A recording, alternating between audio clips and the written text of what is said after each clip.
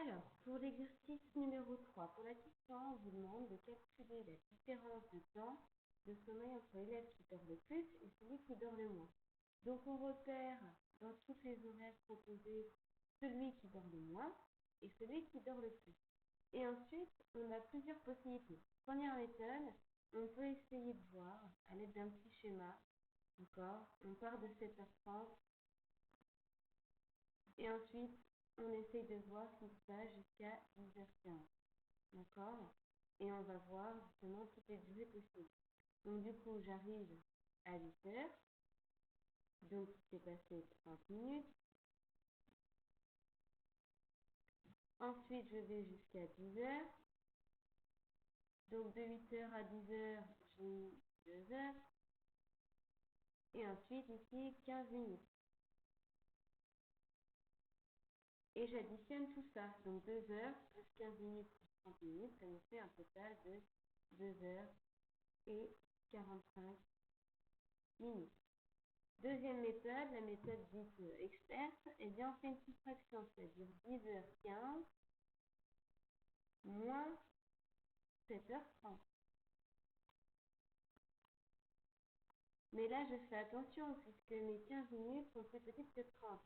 Ce qui fait qu'ici, je vais enlever moins 1 heure, que je vais remettre ici, mais en minutes. Ça va nous donner 9 heures. Et 1 heure, c'est combien de minutes? C'est 60 minutes.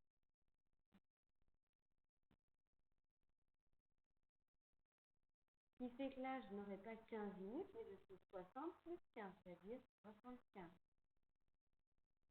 Et ensuite, moins 7h30. Et là, c'est bien plus facile. Je fais 75 moins 30 minutes, ça me donne 45 minutes. Et 9h moins 7h, 2 heures. Et on retrouve le même résultat. Maintenant, je passe à la question numéro 2. On vous demande de faire un tableau regroupant les durées par classe d'intensive 1 heure. Ça veut dire que cette fois-ci, je ne vais pas avoir toutes les valeurs comme ça, mais je vais les regrouper pour avoir des valeurs entre 7h et 8h. Donc, par exemple, ici, je vais avoir 7h30, ensuite 7h45, 7h45, et puis 7h55.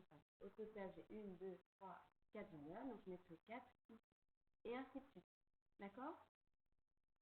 Troisième question, il faut représenter ces données par un histogramme. Donc en fait, un histogramme, vous allez avoir un repère, ici, avec deux axes. Sur l'axe des abscisses, celui qui est à l'horizontale, vous allez avoir les durées de sommeil en heures. Donc la durée. Et ici, tout en haut, vous allez avoir les effectifs, c'est-à-dire combien d'élèves ont répondu qui dormaient entre 7 et 8 heures.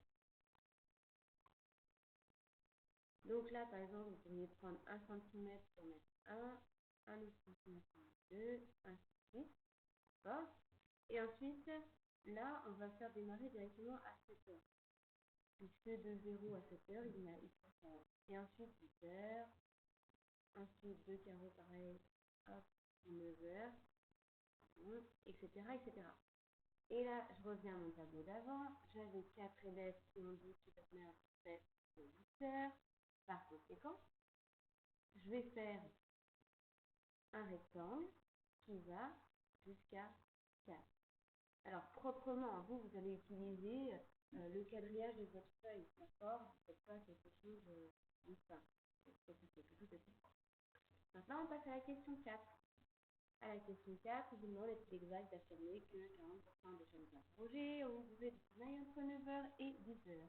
Donc, je vais compter là encore le nombre d'élèves qui dorment entre 9h et 10h. Donc, je vais avoir 1, 2,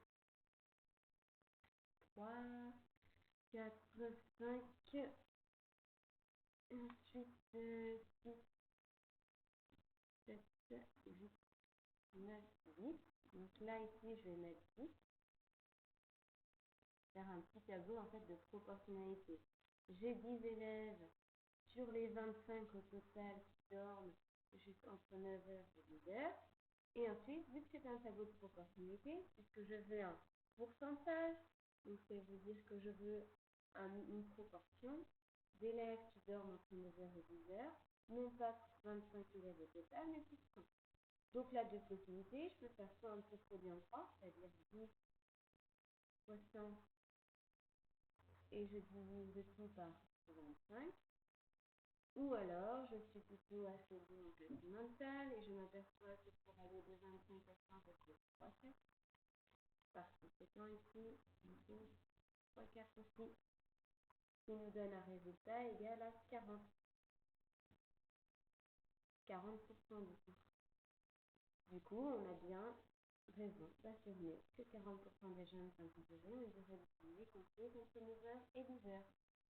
Voilà, vous avez tous les éléments en votre possession qui vous permettront de corriger votre exercice 3 de votre devoir maison.